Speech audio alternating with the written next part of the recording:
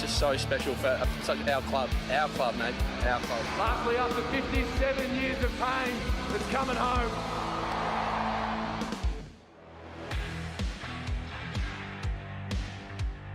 Hey there, TJ here, and welcome to Yeah The Dees, where I am here for our first episode of 2023.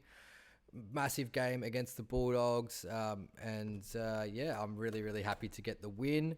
This should have been my second video for the year, but I had just an absolute disaster of a week last week trying to get my season preview video out.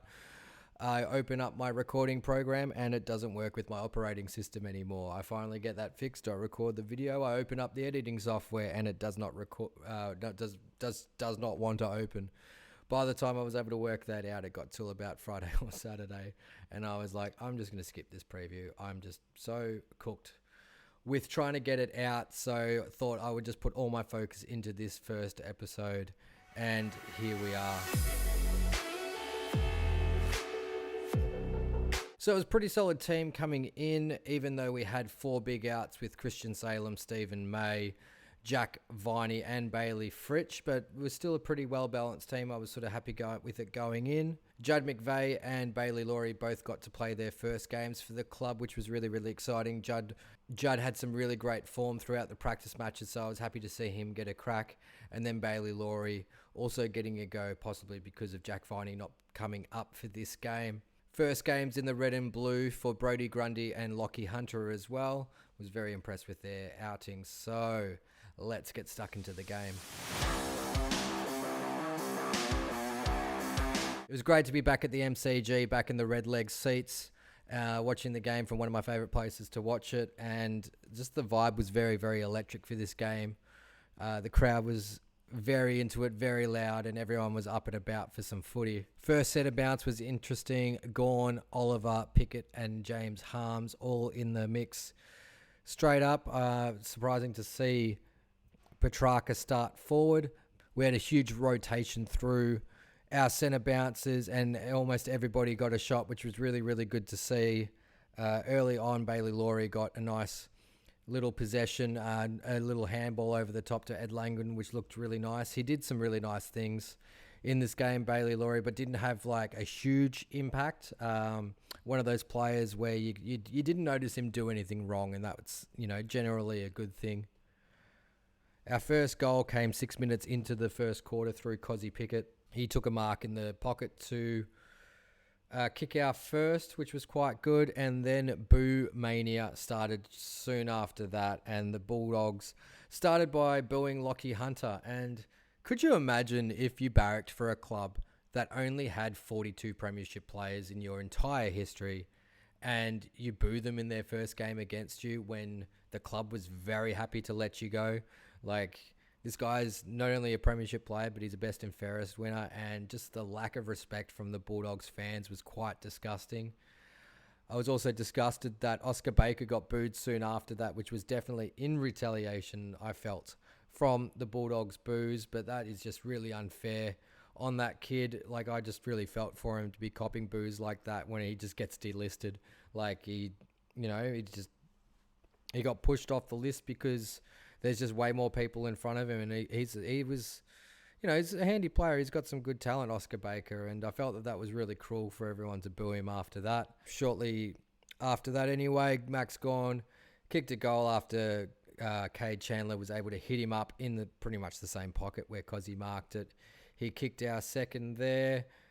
Marcus Bontempelli kicked the Bulldogs first 19 minutes into the first quarter after a Tomlinson kick got smothered. So really their first chance, and a lot of their chances actually came from our mistakes. Jamara gets a goal shortly after that to bring it to pretty much level. I think they were up by 1 point at this stage. But later in the corner, Tom Sparrow kicks an absolute ripper from 50 metres out to put us back in front and to win the quarter. So we ended up kicking 3 goals, 21 points to the Bulldogs 2-4-16. Bulldogs probably could have been a bit more accurate. Maybe we were let off the hook a little bit, but was able to get 3 goals on the board for that quarter. Unfortunately for the second quarter, the Bulldogs kicked the first 2 pretty quickly, And I noticed that our movement across the ground was very stagnant. We weren't spreading. We weren't really running around a lot. And that's when the Bulldogs were able to hit the lead and get in front. They got their biggest lead after this Johannesson goal when they were 11 points up. It was good that Ben Brown was able to kick his first with a really nice snap from the pocket. He's looking really fit, Ben Brown. He was, getting back in defence. He took 2 great marks in defence as intercepts, running down there, and also ended up with 4 goals for the game. So Ben Brown he's probably looking better than he has at any stage throughout the last 2 years in terms of fitness. Still getting used to him without the hair. That's quite a weird one, but I'm sure I'll get used to it pretty quickly. It took me like half a season to get used to him in a Melbourne jumper, so I'm sure it'll take me half a season to get used to his haircut. Shortly after this goal, the big Cozzy bump happens.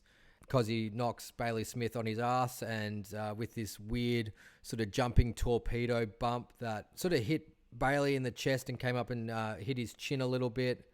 I think the 2 weeks is fair. I think you've got to punish that action. You can't be doing that on the footy field. And he's going to get booed for the rest of the game after that bump. And I really enjoyed all the Demons fans cheering hard every time he got the ball. It just made the game more fun, having a bit of that toing and froing and back and forth between the 2 supporter bases. A bit later in that corner, he gets booed very, very hard, and we cheer over the top of him as he kicks it to Spargo, who's able to run into 50. He ignores Ben Brown, who was very, very open, and was able to kick the goal. It was great to see that Brown not crack the shits at not having the ball kicked to him, and just a little clap over the head, a bit of acknowledgement towards Spargo. We then go on to kick the next 4 after that. And this is where I felt that the game really opened up, because after Cozzy's bump, everyone sort of got in around him. Brodie Grundy was one of the first to get in there and help Cozzy after Tim English tried to sort of push him around the giant toilet brush. Really sort of kick-started our game, and Christian Petrarca really broke open in this last sort of 10 minutes. And I really started to see us spread across the ground and really create options and start to switch and change and move and just create free players, where our ball movement in the first sort of 40 minutes of the game, whilst, we were still kicking the same amount of goals as the Bulldogs, pretty much staying around the mark, we weren't opening up free. We were playing into their hands, playing into making it easy for them to defend. So once we got our act into gear, and Christian Petrarca really helped drive that in that last 10 minutes, we kick a total of 5 goals in 9 minutes between Charlie Spargo, Cozzy Pickett, Charlie Spargo again, Ben Brown, and then Max Gawn to finish off the quarter. These 4 goals were quite exciting to watch. There was one where Grundy had a really great underground handball that went under the Bulldogs' opponent to Ed Langdon, who was able to kick it over to Charlie Spargo to kick his second. Got a free kick in the middle for 6-6-6, and we got it forward right away. The ball spilt to Ben Brown, who was able to snap truly. Petrarca and Oliver combined to be able to hit up Max Gawn towards the end of that quarter to go in and kick our 5th in a row and take our lead out to 19 points. So the second quarter, which was our best, we kicked 6 goals, 1. We were really accurate, and that is beautiful. To get 6 goals, 1, 37 points to the Bulldogs, 3 goals, 5. They kicked 23 points. That's a total of us being 58 points to the Bulldogs, 39 at half time. There was a lot of turnovers early in the third quarter, but Rivers was able to get it to Cozzy Pickett for him to kick his 3rd goal. Later in that quarter, Oliver turned over a kick which he was kicking into the middle, which Oscar Baker just jumped on, and he kicked a goal to break our 6-goal streak. Soon after that, Aaron Norton misses a really, really easy shot on goal. It's one that definitely should have gone through. I couldn't believe that he missed it. A free kick for holding the ball on Judd McVeigh, which I thought was really, really, really stiff. Apparently the umpire thought that he fended off, but he just put his arms up, and then I thought he, tried really hard to get that handball out. He was just really stiff on that, so, I don't really put any fault on Judd for that free kick. But, soon after that goal, we just break straight out of that centre. And there's a kick that bounces over a couple of defenders' heads, and Ben Brown's sitting there. He just has it fall into his lap, and he's just thinking, how good is this, as he goes and kicks the goal. In this quarter as well was a really fantastic battle between Sam Darcy and Harrison Petty, where Harrison Petty put in 3 or 4 really tough efforts to really block and stop and and move, stop, drop, roll, whatever, to keep Sam Darcy from kicking this goal until Brodie Grundy was able to come over and help sort of move the ball out. But unfortunately, Jack McRae ends up kicking a goal soon after it. So it was all of that hard work almost for nothing because they got that goal there. But, we sort of established that we were in charge with the game from there. After those 5 goals in a row, it was really, we just had the strangle on the game. We were in our flow state. We're just finding players and being really sure in the way that we're kicking and executing. Judd McVeigh looks really good, balks around, gets around Liberatore, thrusts the ball down to Max Gawn. Max Gawn launches it into 50, and Johannesson almost intercepts, but Spargo's able to get a hand to it. He's able to handball over to Kay Chandler, who's able to kick his first official goal for the D's in an AFL season. And I just love seeing all the boys get around him. We get one more thrust soon after that goal as well through Oliver, where Gawn's able to bring the ball to ground, who handballs over to Ben Brown, and Ben Brown handballs over the top to Cozzy, who kicks his 4th goal for the game. And what a game he's had.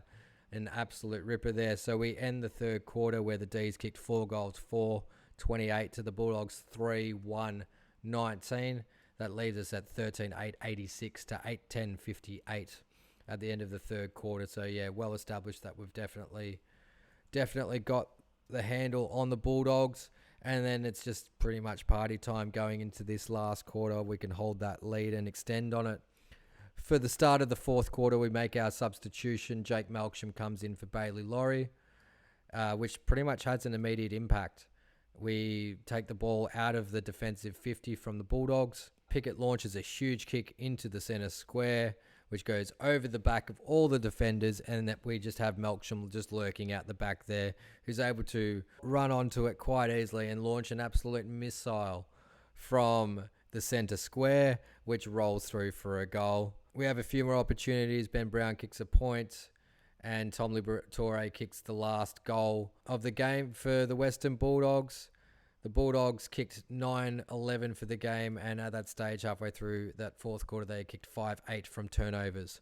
So that's 5 goals, 8 directly from our mistakes. And that was pretty much the only way the Bulldogs were scoring, were from our mistakes. We kicked 6 goals, 137 from defensive 50 chains. So that's from coming out of the defensive 50 straight into our forward 50 and kicking goals. So that's definitely the difference there. Brodie Grundy gets his first goal for the D's as well after Bruce held him. It was quite obvious that free kick. He kicks truly for his first official goal for the D's, and all the boys get around him as well. There was another fantastic bit of play later in the quarter where Brodie Grundy kind of has a bit of a run through the middle, a couple of handballs, and that leads to Ben Brown's 4th goal of the game. We have one more goal later on to finish things off through Alex Neil-Bullen. After Adam Treloar went off for an injury, he just slams that through, getting some crumbs. And nice for him to get some reward because he had run hard for a lot of the day. Tom McDonald, right on the siren, gets an opportunity, like in the grand final, to put a nice bow on the finish of this game. But unfortunately, in this case, he misses, but it takes the final margin to 50 points. So in that last quarter, we kicked 4 goals, 5-29 to the Bulldogs, 1-1-7 to run out 50-point winners, 17-13, 115 to the Bulldogs, 9-11-65. Now for the team stats, and you can see it was actually fairly even disposal-wise, but we did a lot more kicking and they did a lot more handballing. We had 10 more inside 50s, but I definitely think we just had a lot more drive, so I wasn't surprised to see us win that. What I was surprised to see us win was the free kick count. Is this the first time in years that the Bulldogs haven't won the free kick count, let alone have a 9 differential? Yeah, I'm just so surprised. I'm so used to the Bulldogs getting so many free kicks. It's something that you have to try and work around, but in this case it didn't. We won hit-outs throughout the game. Look, it's just so good having a second ruckman like Brodie Grundy, who's just absolute quality. Imagine battling someone like Max Gawn and you're tired, and then this bloke comes up and just, off he goes. Clearances, we got beaten by the Bulldogs by 7, but that was mainly around stoppages. So they did better around stoppages because we played one less at the stoppage. They have an extra number there, but that's where we can do better in our turnovers. In the centre clearance, we're at 666. We almost doubled them. That's 15-8. So that just shows our dominance throughout the middle of the ground. Bulldogs won in contested possessions, but we won uncontested possessions and we had less turnovers. So that's sort of, it was not the most contested game, but it was more of a turnover game in my opinion. Not a lot of contested marks. There's 2 contested marks from us and both of them were taken by Max Gawn, but we were able to take 17 marks inside 50. So that's 17 pretty easy marks to take inside 50 that aren't being contested, which just showed how much we just ran their defence ragged. Keeping the Bulldogs to 1 to 10 goals is always a good thing. I'm always going to be happy when we keep a team under 70 points. Tackling numbers were solid. Tackles inside 50, I was really happy with. 21 is a huge number. And that's our interchanges and 1%ers. Onto the player stats. Clayton Oliver and Christian Petrarca, always really, really solid, and look, both have got the 30 disposals each. Trent Rivers, I noticed him have a decent game, but I didn't think he touched it 24 times. I wouldn't have said that he would have been our 3rd highest possession getter. Jake Lever, absolutely huge in defence. He had a fantastic game. A lot of people worried without Stephen May being there that he can get exposed, but he just showed what a classy player he is and how important he is. Adam Tomlinson, very, very great in replacement for Stephen May. Max Gawn, very, very impactful, had a huge game, and the support he got from Brodie Grundy I thought was fantastic. I thought Jake Bowie was great, Kay Chandler was great, Charlie Spargo was great, James Hardens was good when he needed to be in moments, Harrison Petty, very, very solid, great defensively. Judd McVeigh had a really, really good game for his first game. I thought Lockie Hunter had great impact where he did. It's basically like having 2 Ed Langdons run around. And then Jake Melksham was able to get 2 disposals in that last quarter after he was subbed on. And kick a goal. So he had enough impact there. We go to meters gain, and look at that, 661 meters gained by Christian Petrarca. Just an absolute huge game from that beast. And then Oliver, Lever, Tomlinson, all with over 400, and Trent Rivers on 388.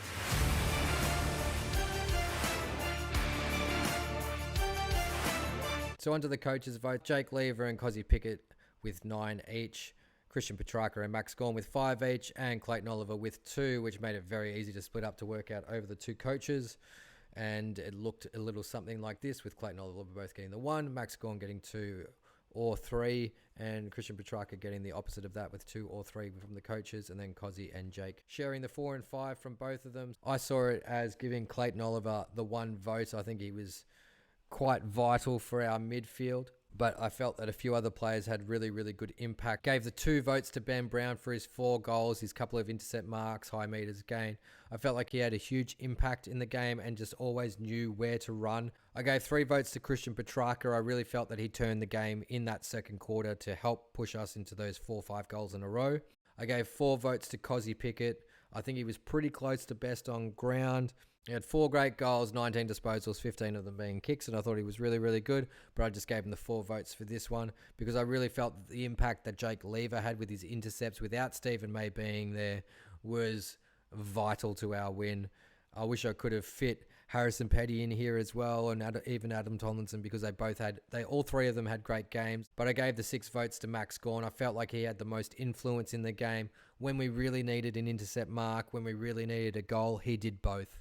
And he did it with 21 disposals, 14 of them being kicks, 7 handballs, 6 marks, 2 of them contested, 21 hitouts, and 5 clearances himself. So for the leaderboard, it starts off very simple. It's basically just the 6 votes that we gave to the players today. Having a look at our lineup from this week, heading into next week, apparently all 4 of Viney, Salem, Fritsch and May are all going to come back in. So you would assume that that's going to be 4 changes. If I'm going to have to make 4 changes, I would say Adam Tomlinson comes out for Stephen May, unfortunately. Bailey Laurie comes out for Jack Viney. Cade Chandler probably comes out for Bailey Fritsch. I don't know. That's a tough one, or maybe James Harms. And then, is Christian Salem ready? They said that he's ready, but before it said it was 2 weeks. geez, who do you bring out for Christian Salem? Is does Trent Rivers be the unlucky one to come out? Is it Jake Bowie? I don't know. I'm not sure. It's one of them. But geez, it's looking tough to try and squeeze those 4 players in, and all 4 of them are definitely best 22.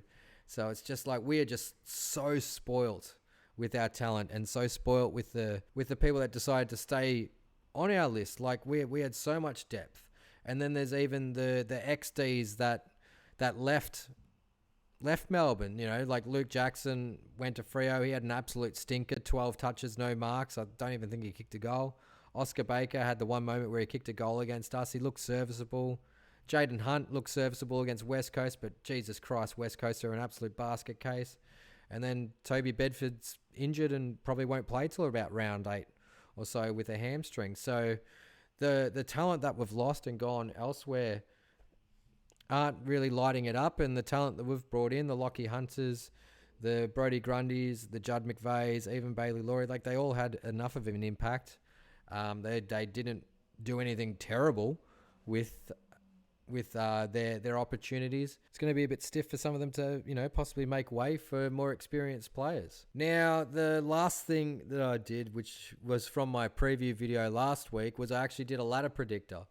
So here is my ladder predictor. There's already a few changes that I would probably want to make. One thing that's random is that it actually doesn't have round 24, so it's missing a game. Yeah, we're going to be up there. Sydney's playing well. Collingwood's playing well. Geelong, that was a really interesting end to them, but I don't think they're going to drop off that much. Port, I did predict to do well. Adelaide, I predicted to do well this year as well, because I think they've got a fairly soft draw, but they really should have been able to pick up that game against GWS on the weekend, and they weren't able to. Bulldogs, after seeing the dysfunction of their back line and forward line, will they make the top 8? I don't know. Fremantle, I don't see making the top 8, and I really hope that they finish last, because we've got their first round pick, so I hope they do terribly. But geez, they look bad in the forward line, and their back line is pretty much a 2-man team.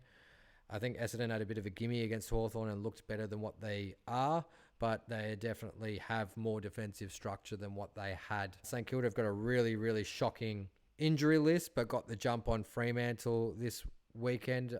We'll see how they go throughout the year, but missing like 6 of their tall forwards isn't not going to help. Going to be a really interesting season.